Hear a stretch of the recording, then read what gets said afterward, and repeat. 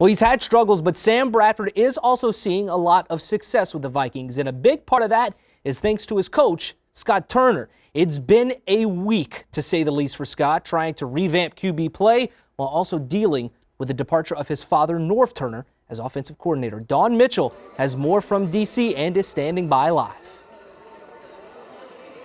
Yes, Scott Turner actually is returning home. He said this is his home. He grew up here when his father Norv was coaching here. He actually himself coached some high school football here in the Virginia area. But you brought up his very tough week. Actually, besides Mike Zimmer, we think that Scott Turner's had the most stressful year.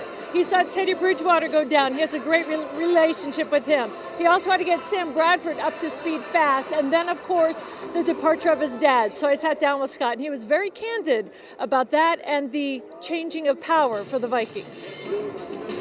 How have you handled all of that? Because one thing could just offset one person. Yeah, I don't know. I mean, with this job, there's a lot of unpredictability, and I think that going into it. Obviously, there's been way more than you would even think of, this year.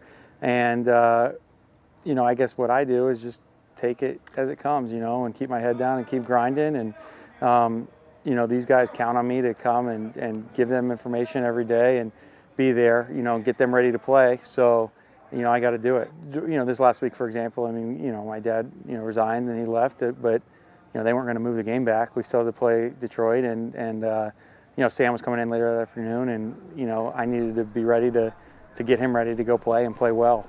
So those guys are counting on me, so I got to be there for them. Were you shocked when your dad resigned, and was there no doubt that you were going to stay in your mind? Yeah, I was shocked. I mean, I was and I was. I mean, I know that he was dealing with some stuff, and I thought that it was possible, but I didn't think he would actually do it, and he did. So it was a little bit of a surprise. And there was no doubt. This team means a lot to me, and working with these guys, and I put a lot into this. So I just want to do whatever I can to help us win. When Sam first got here, I think you guys were attached at the hip, and you were just here hours upon hours. The guy, he credits you with the guy that got him up to speed. What's that relationship like then? He's got a lot of pride in himself, and basically the product he puts on the field when he goes and plays. So, he wanted to do whatever was necessary, and so we did, and we're still working. We still got a lot of work to do, and I credit him with doing that. He says that it's still you and he who communicate during the games, even though Pat is now the offensive coordinator and he's on the field. It's you two. That relationship hasn't changed. Is that important to keep that the same? I think so. I mean, Pat. I asked, Pat, hey, how do you want to do this? And I'm willing to, ready to coach quarterbacks, and whatever my role, whatever you need my role to be. And he said, hey, I want, you showing him the pictures and talking about the plays. And I think there's just, Sam's used to, talking to me with this verbiage and this offense. And we did a couple new things with Pat, and I'm sure we're going to do new things going forward. But I'm the one that's that's meeting with him downstairs, and Pat's running the big meeting, so that part hasn't changed, and I value that that dynamic and the relationship, and I think that I think we do have good communication, so I think it's a good thing. And Pat's great. Pat's been great with me, and I've learned a lot from him. Just him being here. I mean, he's got a lot of experience, in this league, so.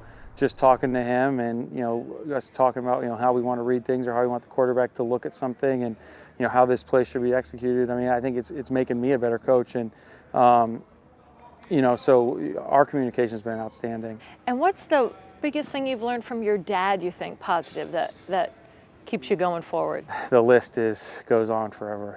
I mean, just first off, just how to be a man and everything like that, and then. Just coaching. I mean, he's very, he's always been a coach for a long time, and being aggressive, and offensively, how to exploit mismatches. That's one thing that he always looks at is personnel. A lot. Just how to push guys. How to push guys and get the most out of them. Be demanding and keep high expectations, and then, and then he does it more than anybody. How to keep it fun. Just to. Keep it fun and let guys go out there and play, and not be tight, and then let their abilities show. Do you feel like this year has been like 3 years? This one was super I long. don't know. What year, what month is it? No, it's been a long year, but we're 5-3 and we got a good football team, so I'm excited about where we're going. Fans in the club level proceed to the nearest stairway. Scott also said after the interview to me, if you ask me one more question about my dad, I might have just lost it. So there are a lot of emotions there that he's keeping in check, but he has to go on, and he's very proud of the work that he's doing. As you can tell from that interview, he is back home, had a chance to watch some college football games with his buddies, but it's all business, and he wants nothing more than to beat the Redskins here in Washington, D.C. in front of his old friends. So we'll have to see if indeed that can happen. We're going to send it back to you guys.